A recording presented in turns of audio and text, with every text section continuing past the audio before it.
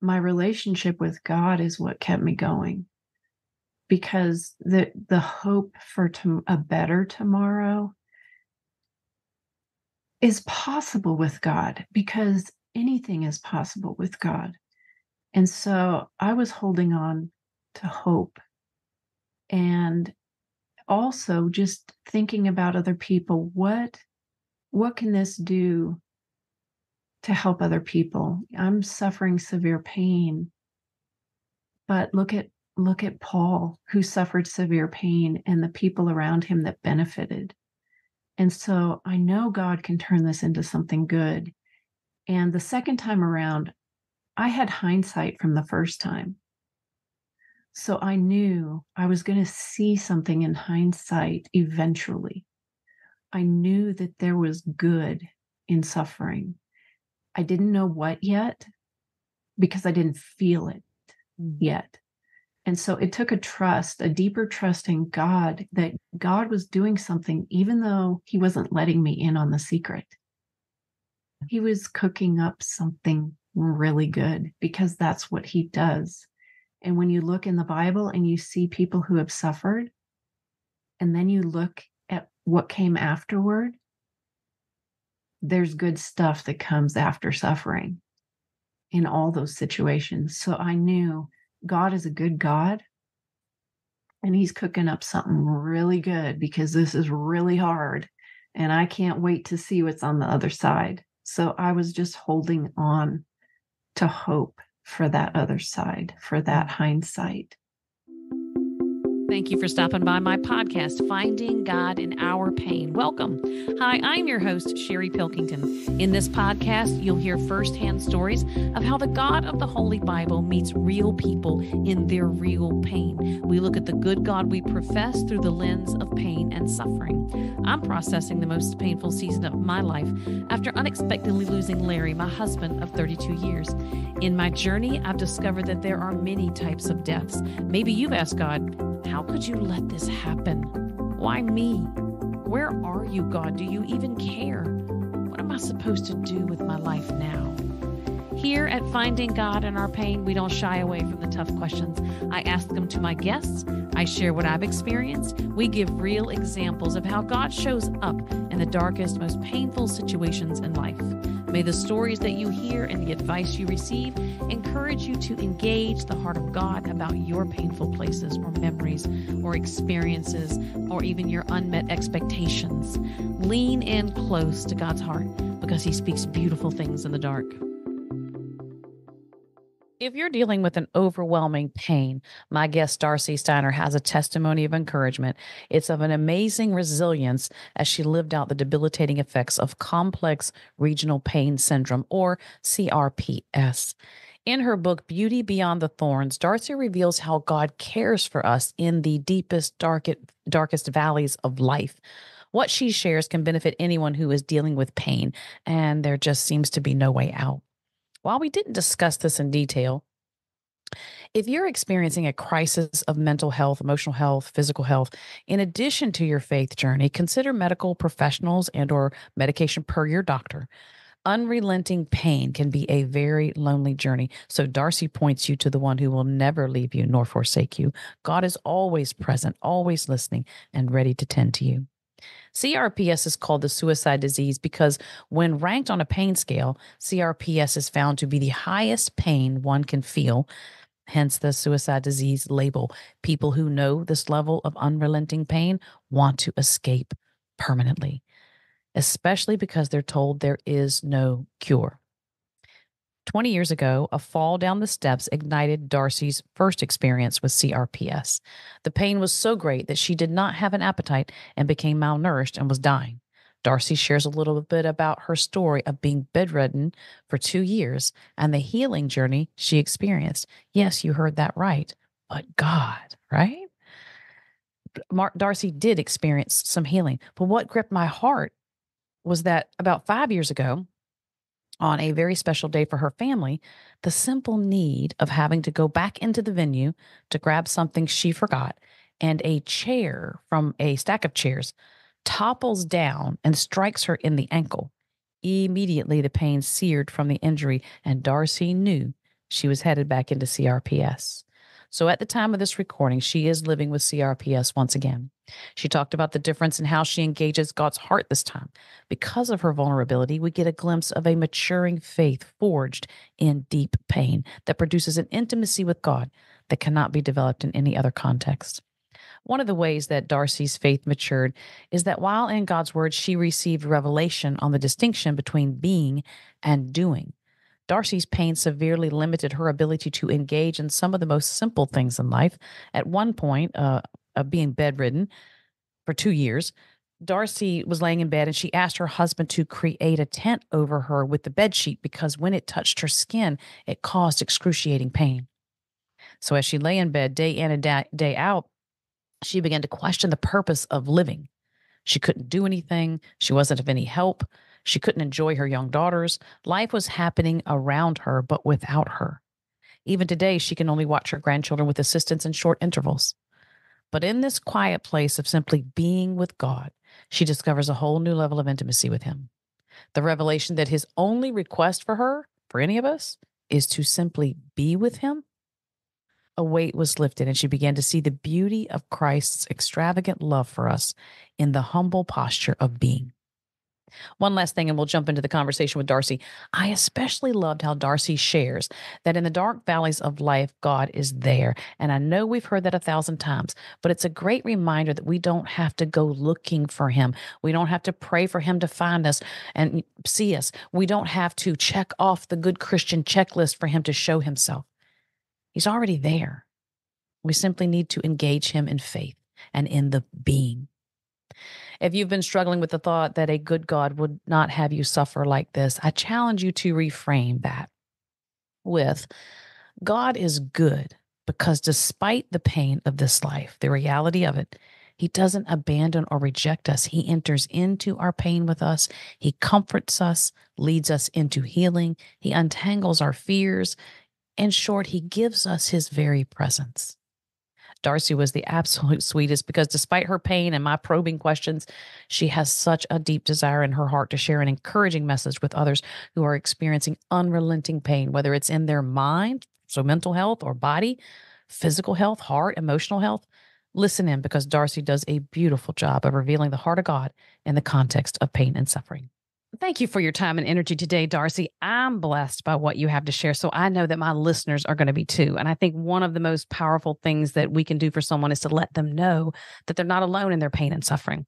A listener could have tuned in today because they want to hear more about your specific disorder. However, letting people see that God cares for us when we're in pain is encouragement for everyone, because you and I both know that life has painful places, lonely journeys, and deep questions. So I'm glad you're here. Welcome to the show, Darci.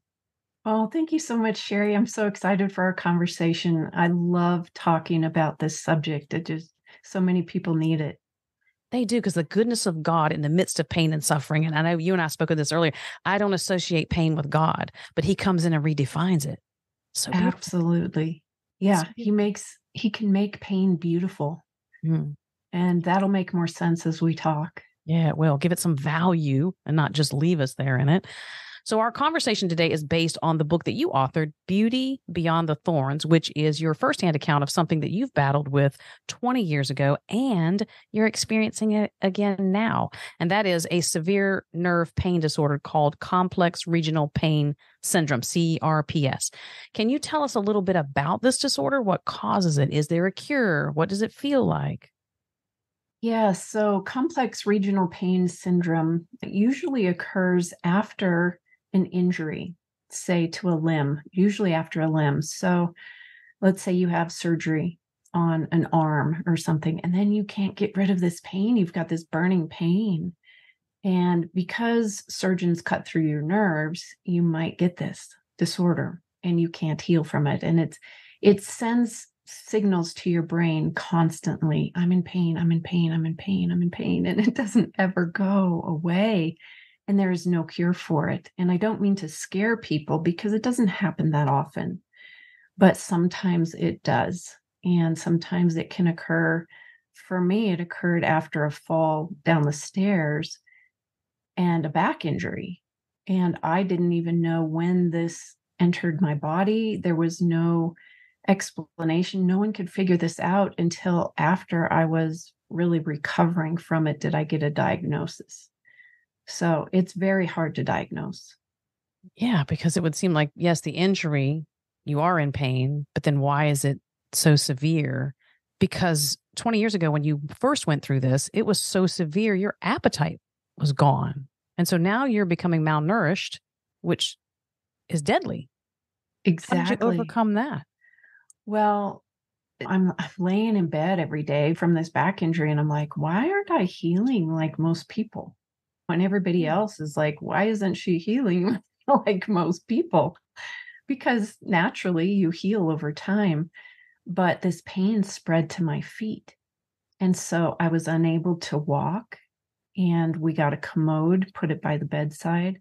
For 2 years, I'm like this. And I'm in such severe pain that my husband has to make a tent to put over me with the sheet, because if the sheet were to touch my body, I would be screaming in Wow. pain. It would hurt so badly. And so when you're in that much pain, you're not hungry and it hurts to eat. And I'm sure some listeners have been there. It just is hard to eat and you can't keep things down. You have no appetite and you've kind of lost your will to live when you're in depression and that kind of thing. So, yeah, I was depressed for a lot of reasons and not hungry. And so, yes, I became malnourished in America. Mm. Because you couldn't find a doctor who could help you with that either. Is it because they hadn't diagnosed it? How come they could not turn around your malnutrition from liquids or Yeah, it's funny. Medical doctors don't really address diet. They weren't addressing diet because really? that's not what they're trained to do. And so what happened was my counselor happened to also be a nutritionist. And so she saved the day when she asked me this question. She said, "Okay, Darci, you've been to dozens and dozens and dozens of doctors. What is it that you know you need to do that you can do that would help yourself?" And I thought that was a really good question, because we all have something we can do to help ourselves that we're not doing, right? Mhm. And for me, the answer was eat. I need to eat Yeah. and I need to figure out how to eat. And so that question turned things around for me because then I looked in a book, found a nutrition shake. I mean, I didn't know what to eat. This is what I found that looked like something I could do, not make because I was bedridden, but I could ask my husband. So I did. And he started making it for me every day, every morning. And I had one of these every day and I was able to keep it down. And I really worked at it. And I'll tell you, it's much easier to drink calories than to eat them. And this was a discovery that I made. Like, no one told me that. God told me in my spirit, Right. drink calories. That's what's going to help you. Mm. So these amino acids in this protein shake are what really started affecting my body. I saw some muscle forming where my muscles had atrophied. I saw my depression kind of turning around because amino acids in the protein help mood. So this protein shake was like magic to my Wow. body. That's excellent. So that led you on a whole new journey as far as nutrition goes. Yes. Yes, I fell in love with the concept of amino acids because obviously they were saving my life. So what are amino acids? Well, they're building blocks of protein. And so I can geek out today on amino acids. It's funny. It's one of my things, but yes, I fell in love with nutrition. And so as I gained strength, I sat up in bed for longer periods of time. And what I read was nutrition. And so I began a master's program in holistic nutrition, one that I could do from home. And it took me 6 years. But over time, I got stronger and could invest more time in it. And it saved my life. And I was able to go to pool therapy in a wheelchair, which was my next lifeline. And I learned to walk again in the water. Mm. So I didn't walk on water, but I walked in the water. And it felt like, to me, I was walking on water. Right. But that feeling of walking again, oh my gosh, I can't even tell you, after 2 years of not walking, and then watching myself put one foot in front of the other in the pool was just amazing. It was miraculous. So I learned to walk in the water and then on land, and I'm getting stronger because I'm eating Yeah. healthy Yeah. now. And so food is what is making the difference. And this was not addressed by doctors. It was addressed by that question. And then my counselor was helping me with nutrition things. And so I wanted to become like her. I wanted to have this knowledge Yeah. that not only could it save my life, but what could it do for other people? Do you think that the way that you are giving the body nutrition and the nutrients and the amino acids and you're building up is it the resilience, the immunity, all the above? How did the pain go away? That's a very good question. I'm glad you're addressing that because the pain didn't Mm. go away. The pain subsided somewhat, but I went through all of this with pain because the pain of CRPS doesn't go away. I mean, there is no cure. But I have to tell you, after I earned my master's degree, I was counseling nutritionally. I opened a private practice. And about a year after, my pain disappeared. And Yeah. that is a miracle. Yeah. That is a miracle. And I have to believe it's because of what I tell people is nutrition and pool therapy. This is what I preach. And most people don't listen.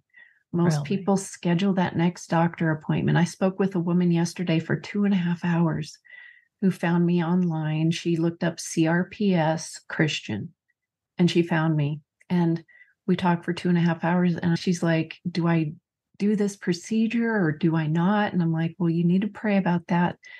But I will tell you pool therapy and nutrition. And she's like, I'm 100 pounds overweight and I don't know if I have the discipline, and I'm like, pool therapy. You just have to repeat it because it seems so simple.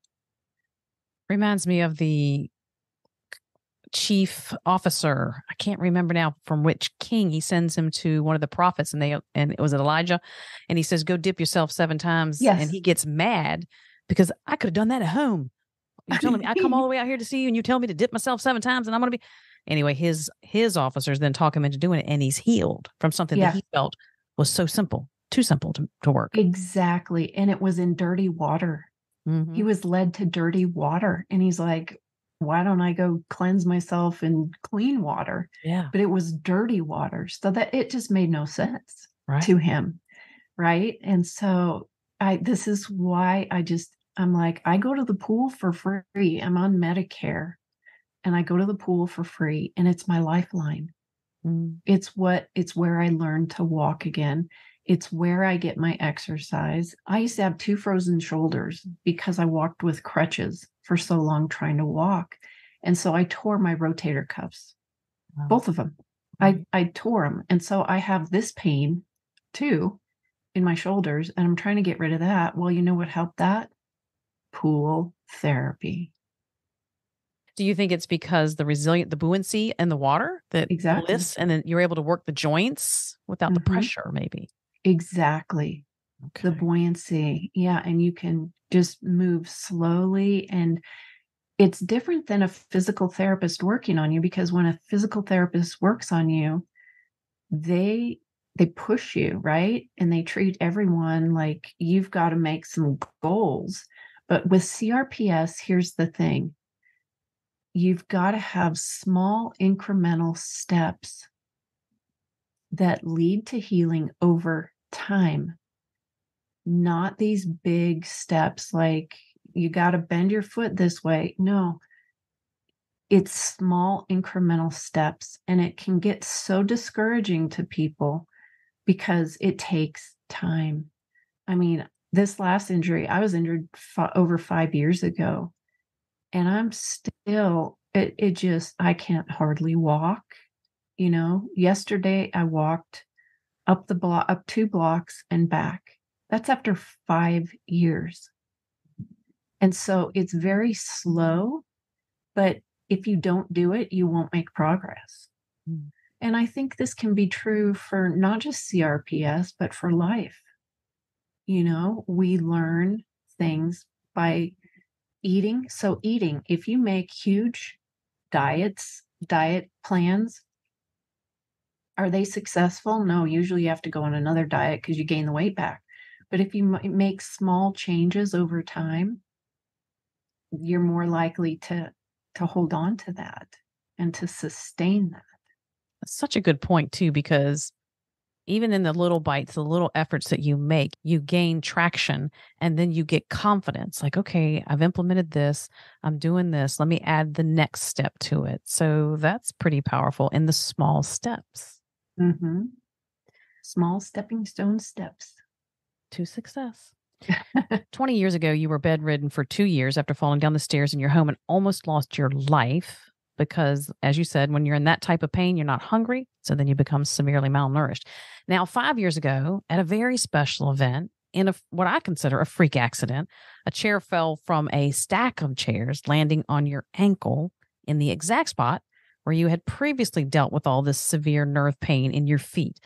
You shared that you'd had a miracle. You were healed and you were enjoying a full life with your husband and your daughters. And then on a day that was very special to your heart, the simple need to grab something before you left became the beginning of your most recent setback with severe nerve pain. Yes. When I think about that, you're immediately in excruciating pain. Mm-hmm. So you knew instantly what was transpiring. You're being familiar with this pain and knowing what was ahead. Did that help you or hurt you? Because you had seen how God got you through, but you were entering back into the type of pain that takes your appetite away, bringing you to the doorway of death. Was there anything helpful as you faced the next season of nerve pain? Oh, absolutely. There was both hurt and there was help. Number one, I survived this before. I could survive it again. And I survived it because of God. And just before I got injured, I wasn't as close to God as I had been in previous seasons, especially when I was going through CRPS the first time. So I had strayed a little bit, and I was helping my kids win scholarship money, so I was very focused on money. I just was, trying to pay for college. And I would go out and to pray on these prayer walks that I've always done.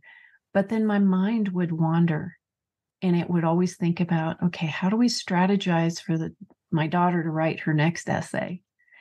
And so my mind would wander onto that instead of praying. And so I felt like I was straying from God. And so immediately I also felt like he's calling me back. He's calling me back. And that's not a bad thing because of all the things that I learned, the benefits of being in a situation where you're so dependent on God that he becomes the most important thing. And what can be better than that? And it's hard to say because you are sitting there also dealing with this excruciating pain. And it's like, why? I mean, I did ask the question, why again? Why? What didn't I learn the first time? Like, really? I almost died and you brought me out of this? Like, you brought me through the promised land, through the wilderness, and you delivered me. And then at my daughter's wedding, you bring me into the wilderness again? Yeah, that chair fell in the exact spot that I had the worst CRPS pain. Now, is that coincidental? I don't think God causes pain to happen. Maybe Satan did that and wanted to take away my joy. But at the same time, I look at this, and I'm still in the midst of it. I look at this as a gift from God, because God has worked so much good in this time of suffering. I do have some specific questions about that, like how can it be a gift? But before I move forward, I want to ask you this. For this nerve pain to be reintroduced into your body, your life on such a memorable day, that seems pretty cruel.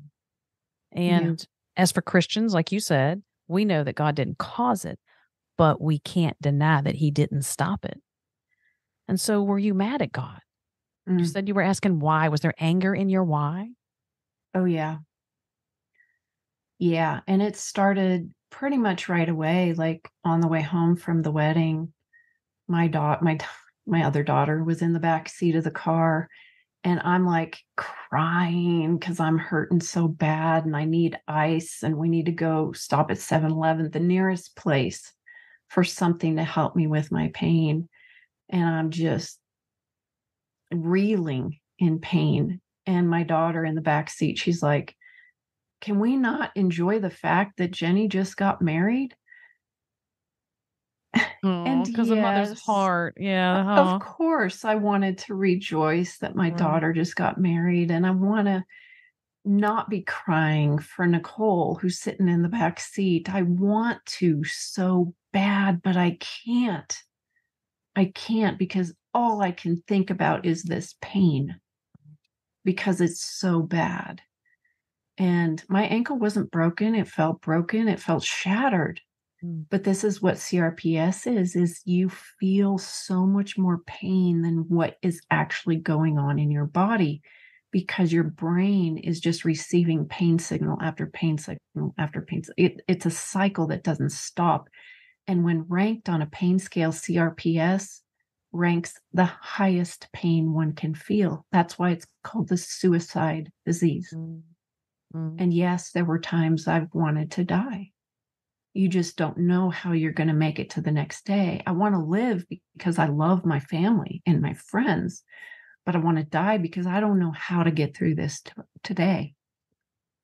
Because that's not a pain that you can just interrupt the thought on and then change the direction of the thought. This is a hammering, a jackhammering of pain. Yep. Oh, that's a great description. Yeah. I felt, you know, the best description that I have of what it feels like for me to walk is I'm walking on corkscrews. Okay, that's the best description that I've been able to come up with. And so imagine every step, Mm. having that corkscrew going up the middle of your foot. It just, it's horrendous. And it's not just in my feet. I mean, I have it in my sides, I have it in my hands. I've had to stop playing the piano. I can type because when you type, your fingers aren't crossing over each other, and you don't have to spread your thumb and your pinky wide to reach the octave. Mhm. I can't do that anymore. Mm. So I've had to let go of a lot of things, but new things have been introduced into my life. I don't want to forget that. I want to hear about that. Like, what have you lost? What have you gained kind of thing. But, and I know you said you wanted to live because of your family and your friends, but at some point when the pain, you had physical pain, but there's pain. I mean, people are battling various degrees of loss and uncertainty, and they question whether or not it would be easier to just give up. So at Mhm. some point, that family and the friends don't have the allure or the holding power that it did when the pain is that high. Why stay in the fight for a better tomorrow? What kept you in it? Oh, such a great question. I've never had that question asked before, but I have to say, with God, there's always hope. My relationship with God is what kept me going, because the hope for a better tomorrow is possible with God, because anything is possible with God. And so I was holding on to hope, and also just thinking about other people. What can this do to help other people? I'm suffering severe pain, but look at Paul, who suffered severe pain, and the people around him that benefited. And so I know God can turn this into something good. And the second time around, I had hindsight from the first time. So I knew I was going to see something in hindsight eventually. I knew that there was good in suffering. I didn't know what yet because I didn't feel it yet. And so it took a deeper trust in God, that God was doing something, even though he wasn't letting me in on the secret. He was cooking up something really good, because that's what he does. And when you look in the Bible and you see people who have suffered, and then you look at what came afterward, there's good stuff that comes after suffering in all those situations. So I knew God is a good God, and he's cooking up something really good, because this is really hard and I can't wait to see what's on the other side. So I was just holding on to hope for that other side, for that hindsight. I think as Christians, we understand that God didn't leave us at Friday on the cross. He gave us Sunday. Mm. And I think that's one of the things that we know in our heart, that he's not going to leave us here. I'll be the first one to admit that sometimes he doesn't change our circumstances, but he never leaves us in it. Mm-hmm. And when you're talking about doing something good, I'm going to backtrack and maybe tie that into what we were talking about. What did you gain? What did you lose? So you had mentioned that pain is being a gift. Why would you say something so awful is a gift? It just doesn't make sense. It makes no sense. And I know you understand this because of your own suffering experience. But I started seeing God in different ways and gifts that he was giving me. For instance, in my first suffering disability, I saw it in my daughter, my oldest daughter. I saw it in both daughters, but this particular story is just about one of them. I saw the gift of compassion, because when she was a third grader, we got a phone call from the school. Jenny forgot her lunch. Can you bring it over? Of course, I can't drive, but Mark was home and he found her lunch by the front door. She forgot to grab it, and he brings it to the school, and Jenny is out at recess. So she had missed lunch, and he couldn't find her. As he's walking up to the school, he's looking on the playground. Where's Jenny? And she wasn't swinging on the monkey bars or the swings. And he found her on the blacktop, and she was twirling a boy around who was in a wheelchair.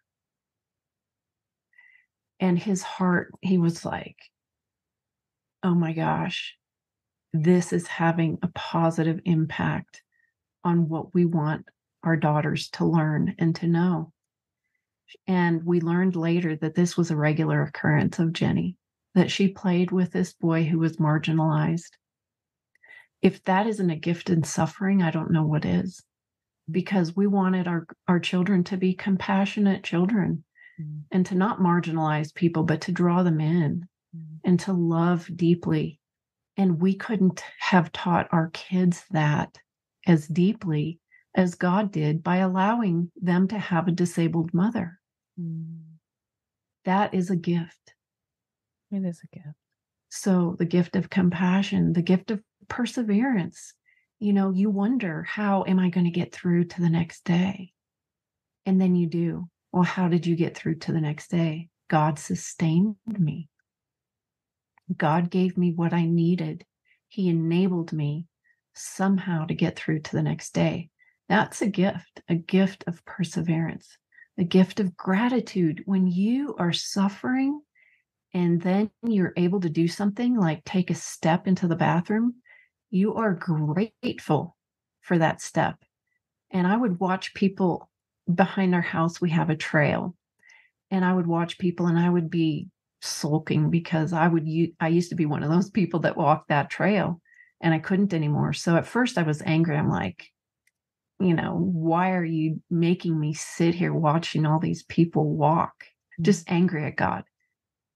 And then I was like, I wonder if any of those people are even grateful for any step that they're taking. And I take a step into the bathroom and I have deep gratitude. And I'm like, wait a minute. I have something they don't. I felt like I'd be so grateful if I could pick up the dog doo in the backyard. Can you just let me pick up the dog doo in the backyard? Give me the dog doo. No one else would be praying that. Right. Yeah. And so this profound gratitude. For that simplicity. is a gift. Yeah. That for simple things that we take for granted. Yep. Yeah. Gratitude, compassion, perseverance. And I know a lot of times when you're in the middle of it, you can't really see what God is doing. Can you think of anything specific? Like, did he bring worship music to your mind? Did he plant revelation in your heart? Did he bring scripture? Did you speak scripture? In what ways, tangible ways, do you think he was getting you through to the next day? Just his presence. I know for me, some days it was simply his presence that got me to the next day. Yeah. I have a story. So my hands, I haven't talked much about my hands, but there was one night when we went to the emergency room and the emergency doctors weren't going to let me stay.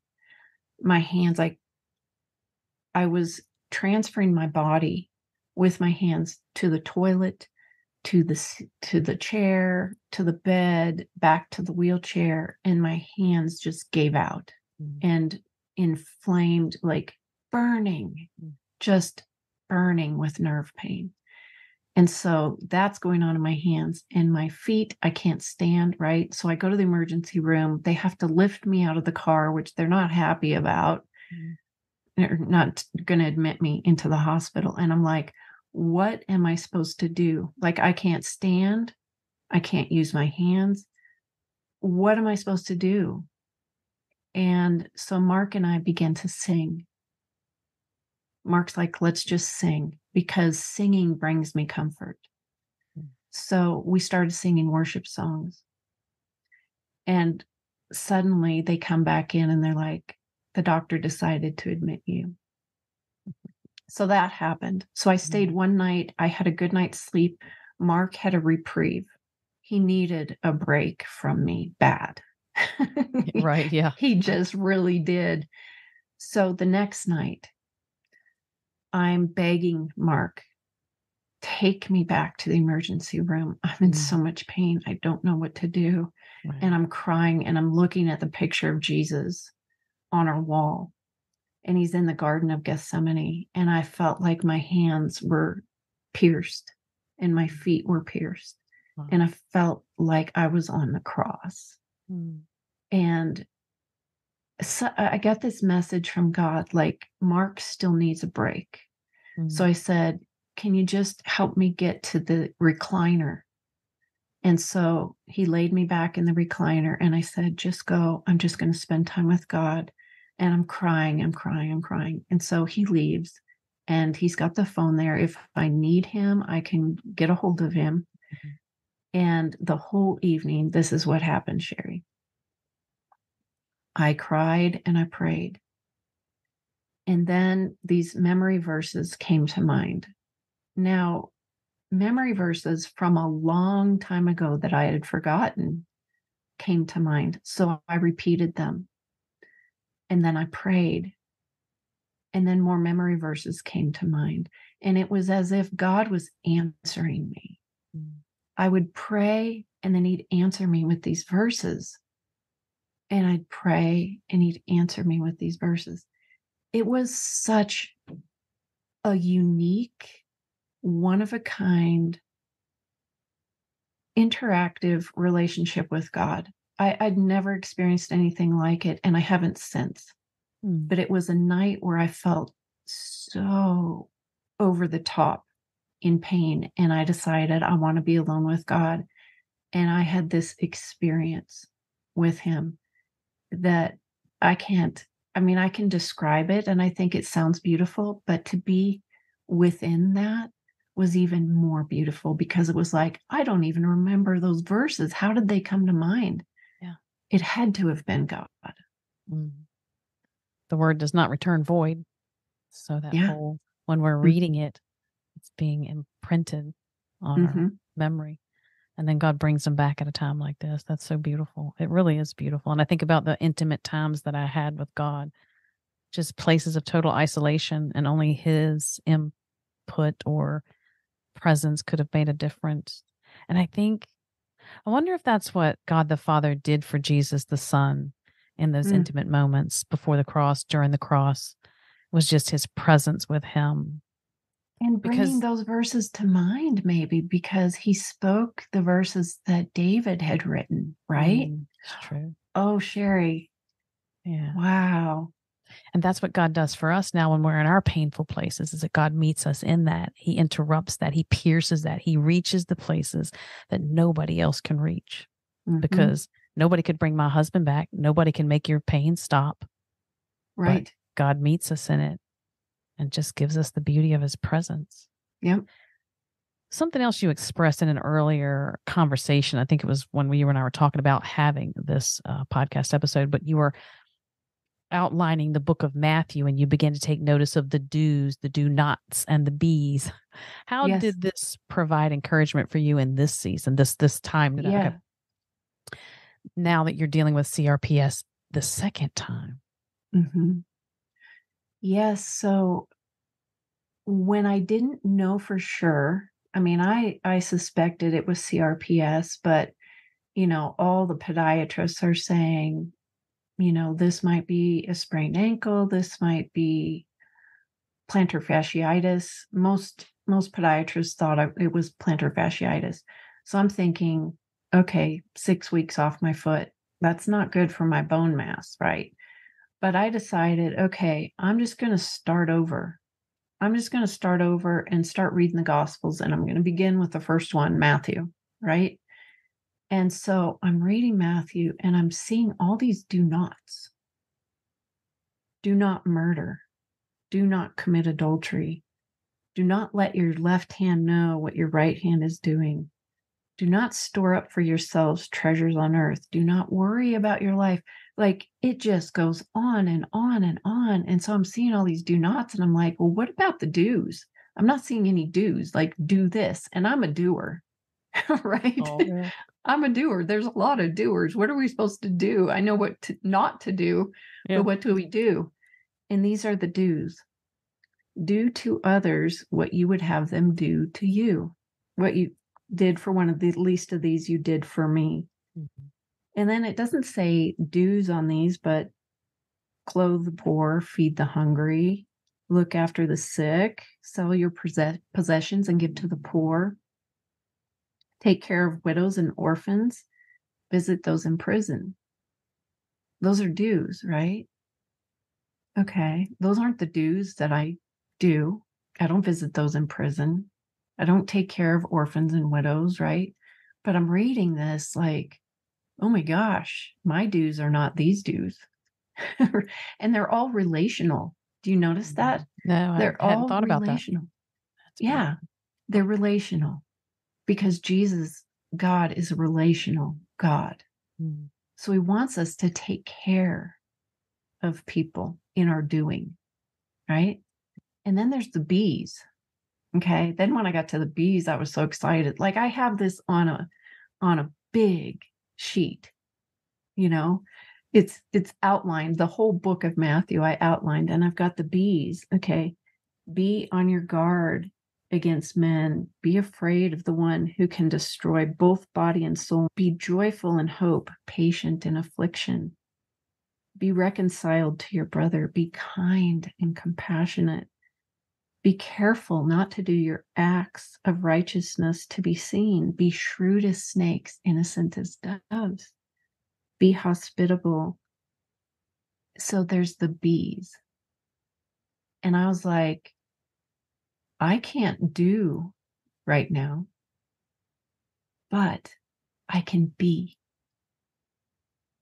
I can be.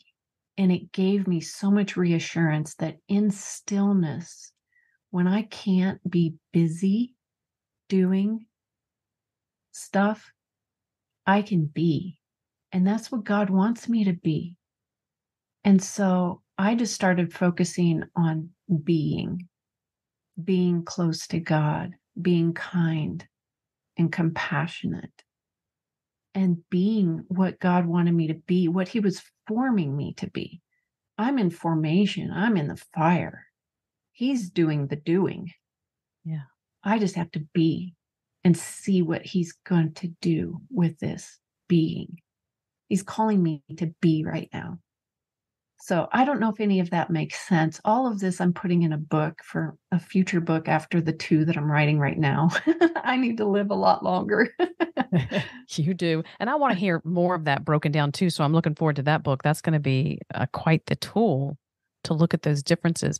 And the fact that you can still be, even when you can't do, is still, that's God's value system. Because like you said, He is a God of relationship. I think a lot of times we miss the being part with God because it's the doing that is born out of the being.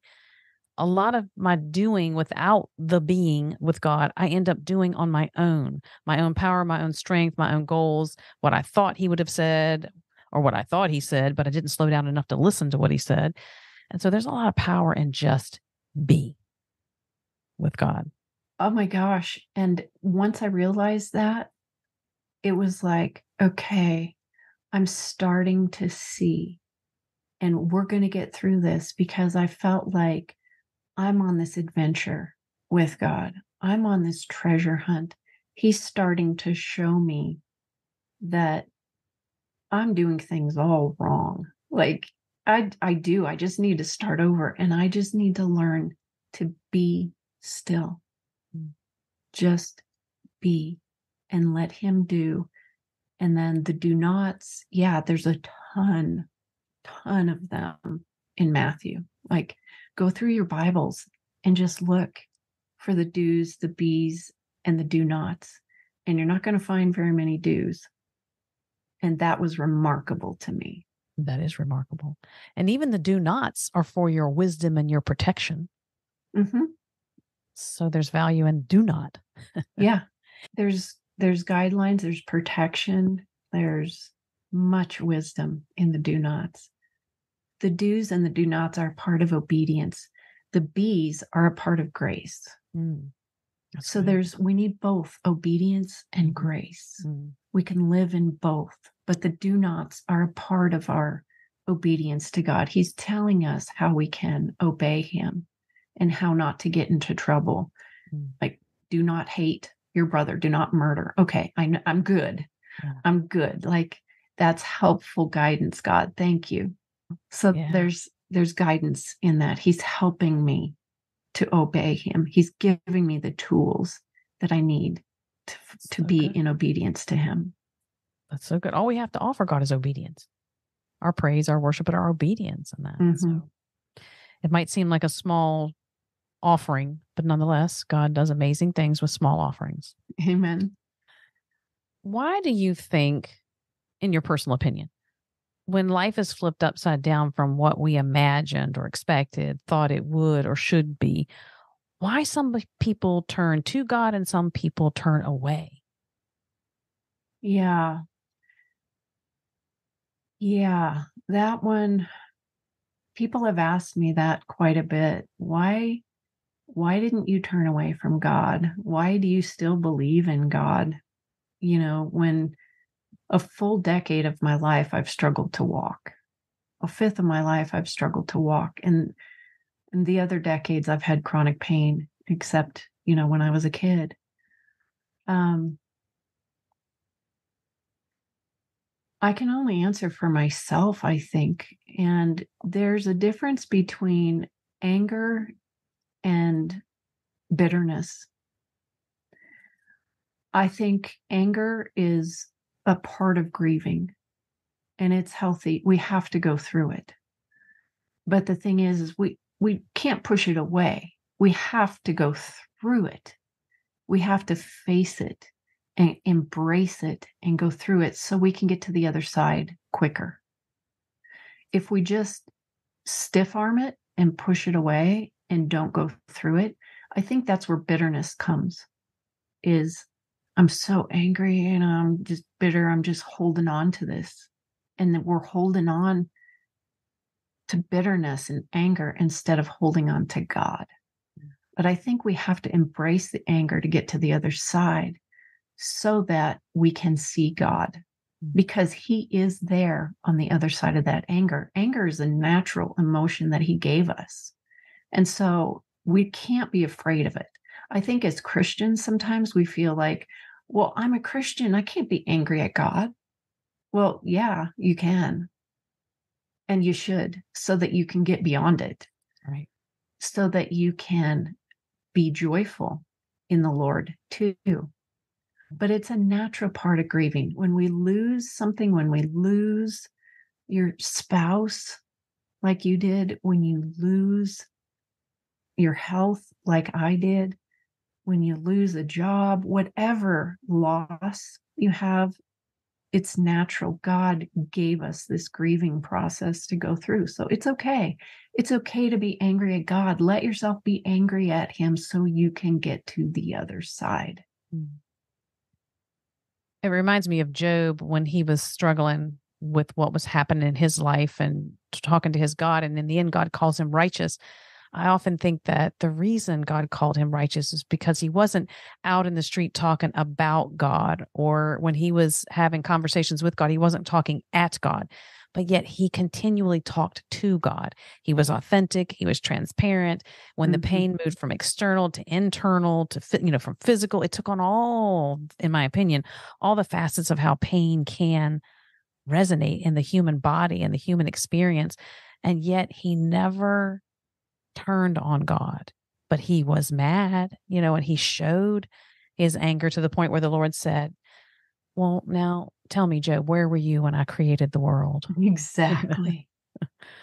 And so I think to your point, it's, if you're authentic with God, you're talking to Jesus, you're pouring out your pain, because even in my pain, God was very patient in the sense that he didn't shame me. He didn't reject me. Didn't make me feel guilty. None of that. He just received what I had to say. And I say received because it's like it evaporated. Like you're saying, you got to get it out. And when I got it out, it just seemed to like purge, I guess is the best way. So I love what you're pointing out right here, the importance of processing with the Lord. Yeah. When walking through the loss of the life that you knew, becoming limited in so many ways, when I think about the physical limitations, because I remember at one point, part of your book says you're laying in bed and you're hearing your children play in the house and they're talking to their dad, your husband, and you've got to listen to that. And so I just think about what daggers they were every time you are laying in the bed and you're having to hear life go on around you, but not with you. You had mentioned that you went from rubbing the genie bottle, asking for things, to leaning on his quiet ways. What has changed about your posture before the Lord? When I felt like I was rubbing the genie bottle and just, give me this, give me that, fix this, do that, I was like, this isn't prayer. This isn't what, and it felt like that's all I know how to do right now. So I stopped. I just stopped praying. And well, it wasn't really prayer, but I felt like I didn't want to just rub the genie bottle. I needed a reset, a reboot. And so I just stopped. And I think it was healthy. And that might seem counterintuitive. And I hope I'm not saying something wrong, God. I don't think you are. I understand what you're saying. Okay. So I needed this reboot for myself. And then when I came back, I felt like more relational with God. Like my life was prayer. What I did and did not do, and the bees. I felt like that was an offering to God that was really prayer. It wasn't just saying the words, it was living the life.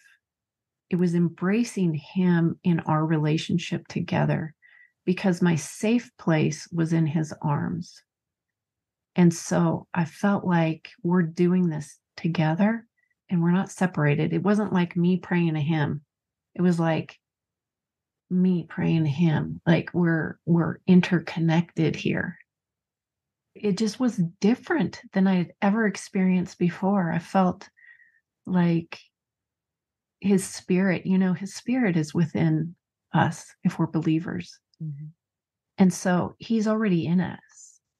And so to be offering words to him can be empty, but to be offering something, like I would wake up every morning and I would say, and I still do this, I'm like, I'm willing to go anywhere, do anything. I just need you to enable me. Mm-hmm. And so the things that he calls me to, he enables me. And I trust that. And I have finally felt like God loves me. I think it's hard sometimes to feel like God loves me individually as a person. There's so many people on earth. How could he love me, personally? And I felt like I would not understand this without this physical suffering. I sincerely believe I would still be stuck had I not gone through this suffering, that God loves me intimately as me. He's made me me, and he has a special mission that he's calling me to, and he's enabling it for me, but I'm not doing it. His spirit is doing it. We're doing it like this. And so my prayer is always, I'm always praying to him throughout the day, not just in words, but by my life that I'm living. My life is a prayer offering, just like sacrificing animals in the Old Testament, an offering to God. Our prayers are worshiping him. It's living a life of prayer. That's what's different than rubbing a genie bottle. I hope that makes sense.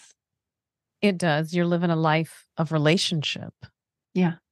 And I think what a beautiful thing that is to discover in the midst of a journey that seems very lonely, but to find that he can meet you there, that he does meet you there, and that he's what makes the difference in this place where nobody else can reach. I know your husband would have changed that situation if he could. Your daughters would have changed it if they could, but they cannot reach it. They cannot change it. But God meets you in it. The key word is lonely. I think you touched on it there, Sherry, because I was very lonely. I felt like no one can meet me in this place except God. And so because of that, I had to rely on him, and he's the only one that was there. And so that's where that embracing came. He was always there. It's just I wasn't. I wasn't willing to go to those darker, deeper, lonelier places, but he is there. He is in the dark. We often think he's just in the light. He's everywhere. God is, he's everywhere. We just need to be willing to go meet him where he's at. And if it's in loneliness, he is there. You were hinting to this a little bit earlier in our conversation. In your book, Beauty Beyond the Thorns, part of the book description explains that the message of the book is how God works to heal our brokenness. And I wanted to hear your thoughts on that, because you could have said heals our sickness. You could have said heals our loneliness. Why choose the word brokenness over any other word? Sickness, loneliness. I think brokenness is all encompassing. I think all of us are broken at some point in our lives, no matter what it is.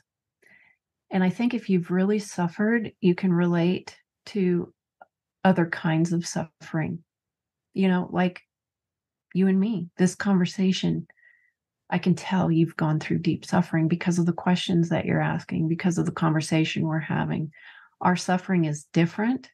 We've both been broken. And when there's brokenness, there's a community of people that can relate no matter what that suffering is. And suffering is brokenness. And so I use the word brokenness a lot. I used it yesterday in my newsletter. I talked about being broken. But when we're broken, we can also be put back together. And that's what God offers. he puts us together in a different way. We have to be broken down, but he puts us together in a different way than we imagine, but a way of his choosing for his will. Mm-hmm. So that's why I use that word. Brokenness. It also reminds me of something else, and I'm just curious to know your experience, because it could be my own personality, the way I interpreted my pain, but I was curious to know if it happened to you. When you ended up in this place of pain that takes your breath away and you begin to question God and you're mad at God, you've got the why questions. Did you find that Satan takes any sort of past experience, negative things, and then he uses it to drive a wedge between you and God? So he presents it at the time that now you're suffering again. So I guess what I'm trying to say is, did you experience Satan trying to bring back old, painful places to say, hey, look what God does. This is the God you profess. That's how I think he tries to drive a wedge between us and God and truth and healing. Mm-hmm. Did you find that kind of complicated things for you? Currently. I mean, so what I went through the first time was the wedge was right in the middle of my family, right? Mm-hmm. It was my children and my husband. And my husband was trying to figure out, how do I go forward with these two little girls and without my wife? And my kids are reaching for me and I can't hold them because I'm hurting. I can't bear the weight of a sheet, let alone a child jumping on my lap. So there was that. Currently, I have two grandchildren who I can't watch alone. You know what that does to a grandma's heart? I can't drive them anywhere. I can't take them anywhere. I can't watch them by myself. I'm limited in how much I can hold them, walk around with them. And I'm like, Satan, as if it wasn't enough the first time. And I believe he's doing that again and making me, at first I was like, really? I have to deal with this when my grandchildren are born, the same thing, same kind of separation. What is it about me and little children that mean a lot to me that you have to drive this wedge? So currently I am going through that and feel the spiritual battle that Satan's trying to put that on God. Well, God allowed this. Yeah, God allowed it. But there's going to be something beautiful that comes from this. And like I said before, with my daughter Jenny, my grandchildren are learning deep compassion because their grandma is in a wheelchair, but they get to ride with me in a wheelchair, which is fun, right? But yeah, I do feel the spiritual battle every day. And with this book, he tries to prevent me from getting the word out that there is good that comes from suffering. He doesn't want people to believe that or to know that. No. How do you take those thoughts captive? How do you interrupt that way of thinking, or how do you overcome that spiritual attack? Yeah, it's just awareness every day that I'm in a spiritual battle and I am on the forefront of speaking out about there are gifts in suffering. There is beauty beyond the thorns, and his name is Jesus. Satan doesn't like that. But you know what? I'm doing it anyway. Amen. Because my God is bigger than Satan.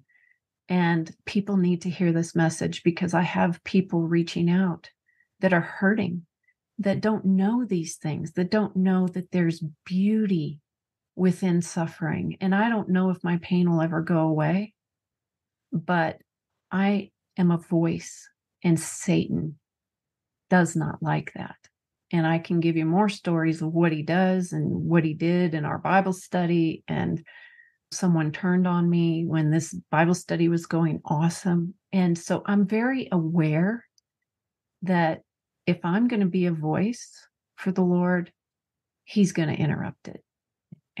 But God, I trust God that he's going to put me on track and he's not going to let me go through anything that isn't going to help advance the gospel even more, because that's the way God works. It reminds me why all of the disciples died for what they knew to be true. Yep. They didn't die for what they thought was true. They didn't die for somebody they thought might be the Messiah. They died for the truth, meaning that sharing in the sufferings of Christ looks like what you're going through as far as putting the gospel out, learning what you learned about God in those very dark places, dark valleys, and finding the beauty, the light in the midst of it, and then turning around and taking part of somebody else's healing, or at least offering them a way to find the light and the healing that God does offer us. I think that's a beautiful thing. What is your hope today in this season? To glorify God, no matter where He has me. Mm-hmm. I just want people to know Him. I want Him to be glorified in whatever it is that He calls me to do. Mm-hmm. And that's what I want. I just want to bring Him glory. Is there anything that I have not asked you about that you want to share before we part? I just want to encourage your listeners just to never give up hope. Hold on and read your Bible and look at Joseph, look at Job, look at Hannah, look at Hagar, look at all these people who have suffered and how God brought them through to the other side. There's something beautiful on the other side for you, so never give up hope. The way to hold on to Him is through His word and through prayer. That's my encouragement. Beautiful encouragement. Before we part, because our time is coming to an end, tell us a little bit about your book. It is a collection of stories, your firsthand experiences that tell us what about the heart of God. So my book, it's kind of like a memoir, but it has suffering stories, healing stories intermingled. So woven throughout my stories are biblical stories that make the word more relevant, that show that God's working in the same way today that He did in the Old and New Testaments. Mm. And so they're stories of gifts. I outlined 30 gifts that I have discovered in suffering. And we touched on some of them: compassion, perseverance. So my husband wrote one chapter about being a caregiver, and the rest are just these other gifts that I have found, like on a treasure hunt. And the story is kind of climbing up Long's Peak. So from my backyard, I can see Long's Peak. And so it's like going up Long's Peak and discovering these gifts and making it to the top of the mountain where I have this clear view and I can see the beauty beyond the thorns. But going up the mountain's hard, right? But when I look out, I see the beauty, and that beauty is Jesus. Just the whole climbing uphill. Yeah. It's difficult, but it's the way up. It's the way to heaven. It's the way through, right? Yeah, and the way through till you get to the top and you see with clarity a beautiful view. And in our case, the face of the Father, or at least experience His presence. That's a good thing. Last question. If our listeners only remember one thing, what do you want them to remember? That beauty can be found within suffering. They aren't mutually exclusive. You can have joy in the midst of having CRPS. I'm a testimony to that. I never thought that I'd be able to say that in the beginning, but I experienced joy. And so you can have pain, but you can have joy too. I'm just struck by the power of the presence of God to bring joy in the midst of something, in my opinion, very traumatic. The beauty of Christ in everyday life. Yep. Well, you have been a wealth of information and encouragement, and I deeply appreciate you, Darci. Thank you so very, very much. Thank you, Sherry. This has been a great conversation. Your questions are awesome. I enjoyed it so much. I'm glad you did. That's rewarding for me that you enjoyed it. You didn't feel like you were being raked over the coals. No, it was awesome. All right, great. Thank you for your time and for sharing this experience with my guest. I hope you have found encouragement for today and a deeper revelation of God's heart in the midst of pain and suffering.